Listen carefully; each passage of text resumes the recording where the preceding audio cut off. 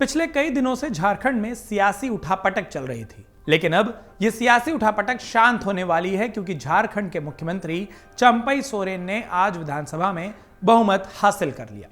विधानसभा के विशेष सत्र में सीएम चंपई सोरेन की ओर से विश्वास मत का प्रस्ताव सदन में पेश किया गया। 82 सदस्यीय विधानसभा में गांडे विधानसभा सीट जेएमएम विधायक सरफराज अहमद के त्यागपत्र के कारण खाली है, जबकि जेएमएम रामदास सोरेन और बीजेपी के इंद्रजीत महतो विधानसभा नहीं पहुंचे। घाटशिला के जेएमएम विधायक रामदास सोरेन किडनी की समस्या के कारण दिल्ली के अस्पताल में भर्ती हैं। वहीं बीजेपी विधायक इंद्रजीत महतो लंबे समय से हैदराबाद के एक अस्पताल में इलाजरत हैं।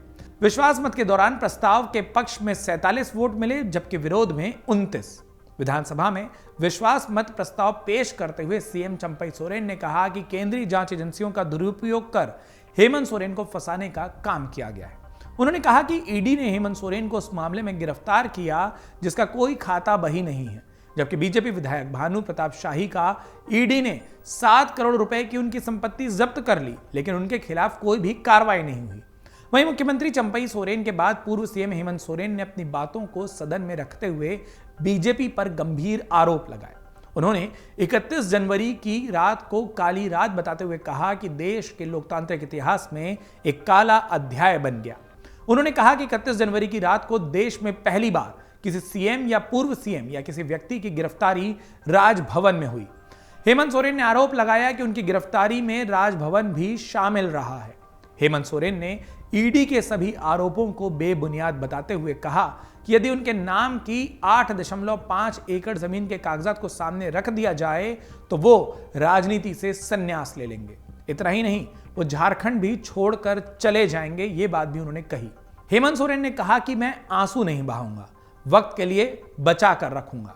उन्होंने कहा कि राजभवन में पहली बार किसी की गिरफ्तारी हुई है। अब देखना है कि राष्ट्रपति भवन, लोकसभा अध्यक्ष के आवास से गिरफ्तारी की शुरुआत अब कब होती है। बीजेपी विधायक दल के नेता अमर कुमार बावरी ने कहा कि कांग्रेस देश और झारखंड की विरोधी है। उन्होंने कहा कि कांग्रेस के साथ जो भी गया वो जेल चला गया। अमर बावरी ने कहा कि कांग्रेस ने ही शिबू सोरेन और पूर्व मुख्यमंत्री मधु कोड़ा को जेल भिजवाया। अब हेमंत सोरेन जेल चले गए, इसलिए सीएम चंपई सोरेन को भी सावधान रहना चाहिए। उन्होंने कहा कि 4 वर्षों के कार्यकाल में जेएमएम कांग्रेस गठबंधन सरकार ने झारखंड को दीमक की तरह से चाटने का काम किया है। विधानसभा में मनोनीत विधायक ग्लेन जोसेफ ग्लॉस्टन ने भी सदन में अपनी बात को रखा। उन्होंने कहा कि साजिश के तहत हमारे जैसे लोगों को सदन पहुंचने के रास्ते को बंद कर दिया गया है। उन्होंने कहा कि मैं देश का अंतिम मनोनीत विधायक हूं। उन्होंने आगे कहा कि हम एक हैं, हमारा भारत एक है, हमें धर्म के नाम पर अलग ना करें, राम के नाम को बदनाम ना करें।